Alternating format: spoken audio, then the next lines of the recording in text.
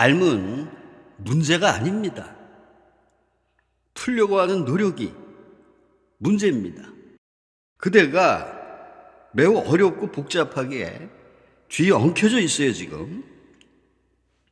그대의 존재 전체가 온통 뒤죽박죽이고 조각이 나 있고 그 부분으로 분열이 되어 있단 말입니다. 쉬운 것을 쉽다고 이해하기 위해서는 그대가 분열되어 있지 않아야 합니다. 그리고 명확한 것을 이해하려면 마음을 어느 정도 각성 상태로 끌어내야 합니다. 그렇지 않으면 멀리 있는 것이 가깝게 보이고 가까이 있는 것은 잊어버립니다. 깨달음은 아주 단순한 거예요. 그렇기 때문에 이 복잡함을 추구하는 우리의 마음은 그것을 파악하기 어려운 겁니다. 너무 쉬운 것을 마음은 잘 이해를 못해요. 이해할 것조차 없습니다. 풀어야 할 문제도 아무것도 없어요. 풀어야 할 문제가 있을 때 마음은 그 문제를 풀려고 합니다. 그것을 풀려는 노력에서 어떤 이해에 도달하죠. 그러나 그것이 너무도 쉽다면 마음은 도전할 것이 없어져요. 풀 이유가 없어집니다. 이미 풀렸어요. 마음은 그저 잊어버리고 마는 겁니다. 문제가 아니기 때문에 마음은 흥미를 느끼지도 호기심을 갖지도 않는 거예요. 도전할 것이 없어요. 그럴 때 마음은 그것을 이겨낼 수도 없고 정복할 수도 없습니다. 너무 쉽게 이길 수 있어서 마음은 그 승리의 가치가 없다고 생각하는 겁니다. 그래서 이 깨달음에 대해서 마음은 관심을 갖지 않는 거예요. 지금 그대의 마음은 복잡한 것은 얼마든지 이해할 수가 있습니다. 그대는 해결을 이해할 수 있어요. 그는 그렇게 심오하진 않지만 매우 복잡해요. 칸트도 이해할 수 있어요. 그는 그리 깊지 않지만 매우 헷갈립니다. 그대는 철학자들, 여러 가지 철학들, 여러 가지 제도를 이해할 수가 있어요. 그대가 갖고 있는 의식과 다른 것을 요구하지 않기 때문입니다. 그대 존재가 변형될 필요 없이 단지 조금만 더 노력하면 돼요. 그들은 그대보다 조금 앞서 있을 뿐입니다. 그들의 질 자체는 다르지 않아요. 그러나 이 깨달은 자들을 이해하려면은 깊이 있는 변화, 전면적인 변혁을 거쳐야 합니다. 때묻지 않은 아이들처럼 다시 순진무구해져야 돼요. 깨달음은 매우 지성적인 마음의 문제가 아닙니다. 쉬운 것을 이해하기 위해서는 순수함이 필요합니다. 반면에 복잡한 것을 이해하기 위해서는 지성이 필요해요. 그대가 지성적이라면 바로 그것이 그대의 어리석음을 증명해 주는 것입니다. 그대는 순수한 것을 이해하지 못해요. 그대는 그런 능력을 완전히 잃어버렸습니다. 아이의 거울과 같은 투명성을 잃어버렸어요. 아이는 이해한다고 말하지 못할 수도 있습니다. 아이에게는 단어와 논리가 부족하기 때문이에요. 그러나 아이의 눈을 바라보세요. 모든 것이 있는 그대로 비춰집니다. 어린아이와 같은 의식이 필요해요. 그러면 깨달음은 너무도 간단한 겁니다. 깨달은 자들은 철학자가 아닙니다. 제도를 만드는 사람도 아니에요. 그들은 순수함의 근원으로 되돌아가 거기에서 삶을 보게 하는 사람들입니다. 뭔가를 풀려고 노력하면 할수록 그 문제는 더 복잡해지고 더 어긋납니다. 긴장은 늘어나고 걱정과 불안이 더해가요. 어떤 문제를 하나 풀려고 하면 그 노력으로부터 수없이 많은 문제가 일어납니다. 아주 근본적인 뭔가가 빠진 거예요. 그대가 갖고 있는 마음은 문제를 해결할 수 있는 마음이 아닙니다. 그렇기 때문에 그대가 마음으로 하는 일은 무엇이나 더 복잡해져요. 이것을 악순환이라고 하죠. 마음이 문제를 더 복잡하게 만들면은 그대는 그것을 해결하려고 더 노력해요. 그러면 더 복잡해집니다. 이게 계속되는 거예요. 이 마음이 그 능력의 논리적인 극단까지 가게 됩니다. 그럼 미치게 돼요. 미쳐버리는 것이 마음의 논리적인 결말이 될 것입니다. 그대가 미치지 않는 것은 끝까지 가지 않기 때문이죠. 그뿐입니다. 미친 사람과 그대 사이에는 정도의 차이가 있을 뿐 다른 것이 있는 것이 아닙니다. 한 발짝만 더 가면 그대도 미쳐버릴 것입니다. 그대는 끝까지 가지 않고 중간에 매달려 있는 거예요. 그래서 어느 정도 정상적인 상태를 유지합니다. 그렇지 않다면 모든 사람들이 병든 것처럼 보일 것입니다. 삶 자체는 문제가 아닙니다. 그러므로 그것을 풀려는 것은 어리석은 짓이에요. 삶은 살아야 할 신비입니다. 문제가 아니에요. 이걸 근본적으로 이해해야 됩니다. 삶을 즐겨야 돼요. 삶 속에서 기뻐하고 사랑하고 삶을 살아야 됩니다. 그대가 하고 싶은 것은 무엇든지 해보세요. 그러나 그걸 풀려고 하지 마세요. 삶은 결코 문제가 아닙니다. 우스운 이야기 하나 들려드릴게요. 논리학 교수가 5살짜리 아들과 아내와 함께 장난감 가게에 갔습니다. 그의 아내도 역시 교육 수준이 높았고 매우 교양이 있었어요. 그들은 아이의 생일 선물로 새로운 장난감을 찾고 있었습니다. 그러다가 아주 희한한 퍼즐을 보게 되었습니다. 아버지는 논리학자로서 그것을 풀어보려고 했습니다. 할 수 있는 모든 것을 다 해보았지만 풀릴 가능성이 전혀 없는 것처럼 보였어요. 그는 식은땀을 흘리기 시작했습니다. 가게에 있던 사람들이 모두 모여들었기 때문입니다. 애들이 풀 수 있게 만든 간단한 퍼즐을 논리학 교수가 풀지 못하고 헤매고 있었던 것입니다. 아내도 같이 도왔어요. 오직 아이만 그 모습을 즐기고 있었습니다. 아이는 그것을 푸는 데는 관심이 없었기 때문입니다. 아이는 이렇게 해보고 저렇게 해보라고 아이디어를 제시하고 있었습니다. 거기에서 당황하지 않고 있는 사람은 오직 그 아이뿐이었습니다. 결국 논리학자는 가게 주인에게 물었어요. 이게 도대체 어떻게 된 겁니까? 내가 이 퍼즐을 맞추지 못하는데 어떻게 5살짜리가 맞출 수 있겠어요? 가게 주인은 깔깔대고 웃기 시작했습니다. 그가 말했습니다. 그것은 풀리는 것이 아니에요. 이 장난감은 안 풀리게 되어 있어요. 이 장난감은 단지 아이들에게 요즘의 세상이 이렇다는 것을 보여주려고 만든 것입니다. 손님이 무슨 방법을 쓰든 풀리지 않아요. 그것은 풀릴 수 없다는 것을 보여주려는 특별한 목적으로 만들어진 것입니다. 삶은 어떠한 특별한 목적으로 만들어졌습니다. 아무 목적이 없다는 것이 그 목적이에요. 삶은 해결되어야 할 것이 아니라 살아야 할, 즐겨야 할 것입니다. 그대는 삶을 찬양할 수 있어요. 삶을 춤출 수 있습니다. 노래할 수 있습니다. 삶으로 할 수 있는 일은 수백만 가지나 있습니다. 그러니 제발 해결하려고 하지 마세요. 만일 삶을 해결하려고 한다면 잘못된 걸음을 디딘 것입니다. 그리고 결코 다시는 삶과 보조를 맞추지 못할 것입니다. 삶이 문제라고 누가 그랬습니까? 여기 나무들이 있고 하늘이 있고 구름이 있고 모래가 있고 바다가 있습니다.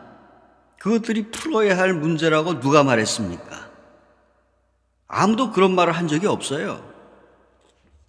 그러나 마음은 항상 도전을 원합니다. 싸울 상대를 원해요.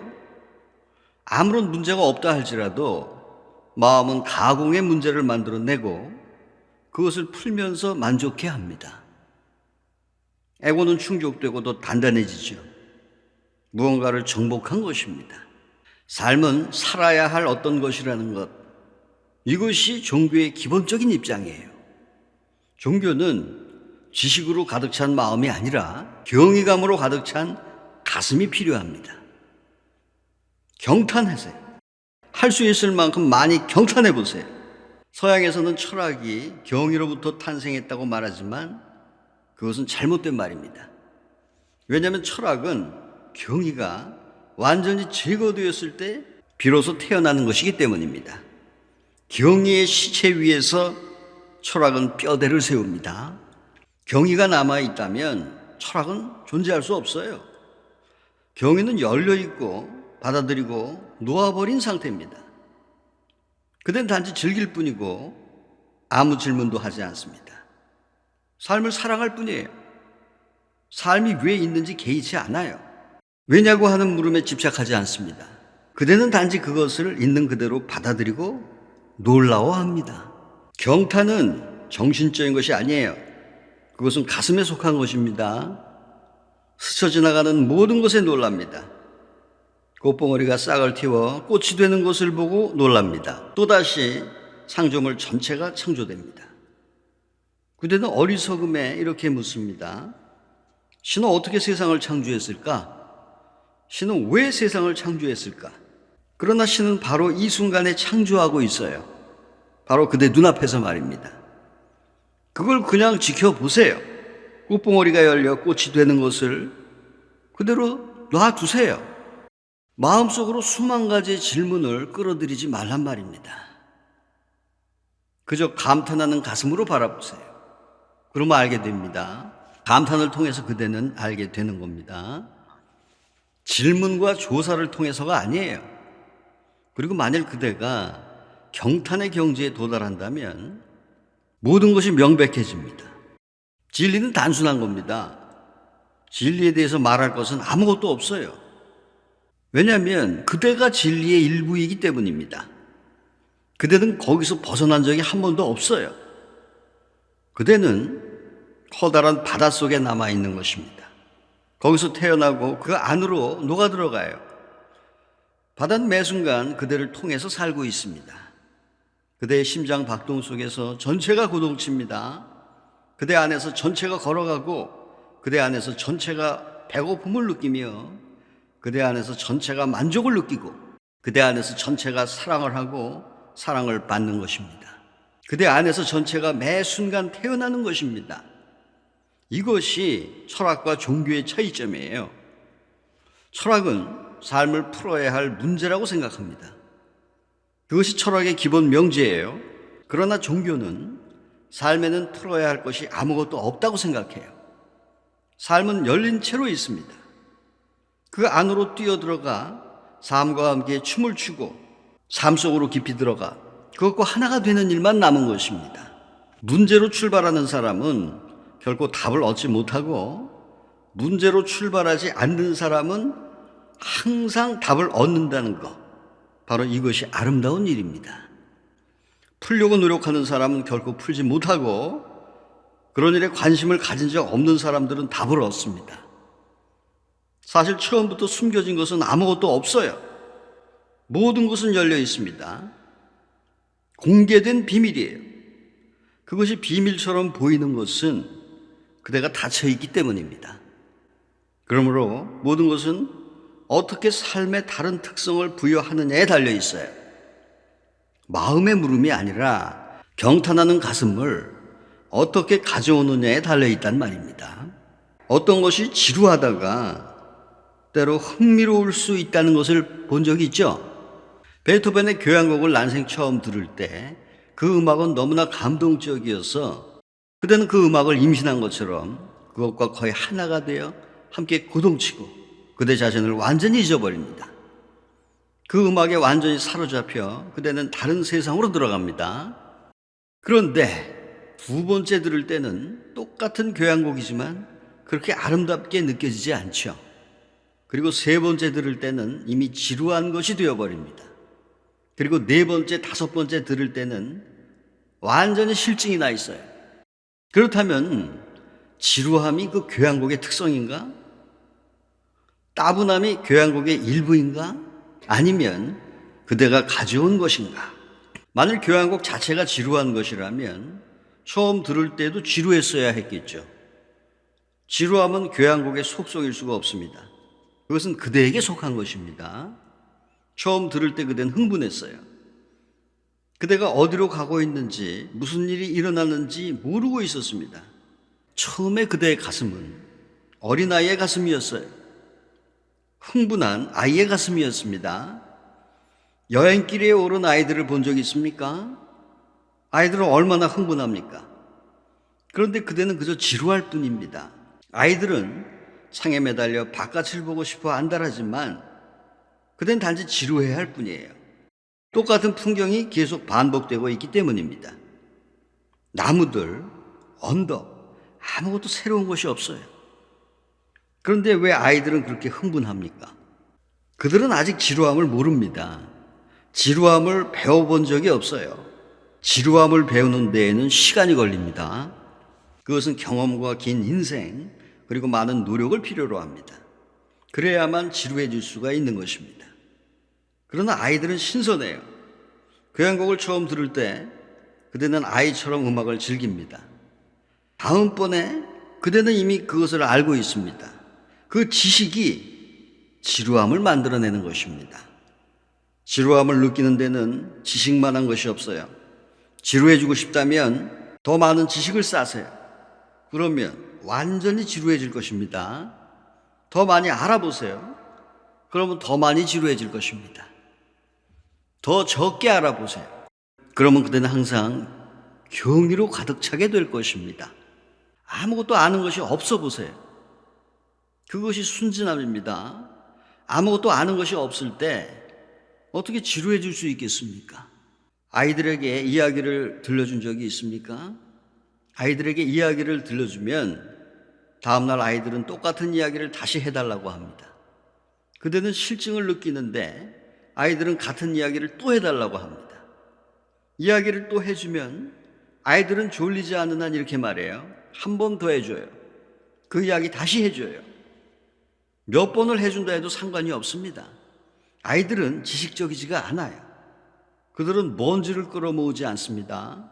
그들은 깨끗한 상태로 남아있어요. 아이들의 거울은 항상 생생합니다. 또 이런 일이 일어날 수 있습니다. 그대가 아주 따분한 사람과 같이 앉아 있어 보세요. 완전히 따분해지죠? 그래서 음악을 틉니다. 그런데 익숙한 교향곡이 방 안에 울려 퍼져요. 이미 여러 번이나 그 음악을 들었는데 갑자기 그것이 황홀하게 들립니다. 그 음악에 다시 끌리죠. 도대체 무슨 일이 일어난 것일까요? 그 따분한 사람이 너무도 따분한 분위기를 만들고 그대는 그 사람에게 너무도 실증을 내고 있었기 때문에 지금까지 여러 번 들었던 교향곡조차도 상대적으로 새롭게 보이는 것입니다. 이런 실험을 해보세요. 그대는 매일 같은 길을 걷습니다. 매일 똑같은 나무들을 봐요. 그대가 마치 눈 자체가 된 것처럼 더 강렬하게 주시해 보세요. 마치 그대의 삶 전체가 그 나무에 달려있는 듯이 나무를 아주 강렬하게 바라보세요. 갑자기 그대는 변형을 보게 될 것입니다. 그 나무는 같은 나무가 아니라 색깔이 변하고 있어요. 그대가 내면에서 더 강렬해지면 색깔은 더 푸르게, 더 신선하게, 더 살아있게 됩니다. 꽃은 똑같을지라도 그 향기는 똑같지 않습니다. 나무는 똑같을지라도 그 아름다움은 똑같지 않습니다. 그대가 더 강렬해지면 강렬해질수록 나무는 더욱더 아름다워집니다. 사람들은 말처럼 살고 있을 뿐입니다. 마체에 묶인 채로 길을 걷는 말들을 보았을 것입니다. 말들에게는 눈가리개가 씌어 있어요. 그들은 옆을 보지 못하게 되어 있습니다. 말들이 너무 많은 것을 보면 헷갈리기 때문이죠. 말이 너무 많은 것을 볼 수 있게 되면 그들은 그대가 원하는 방향으로 움직이지 않을 것입니다.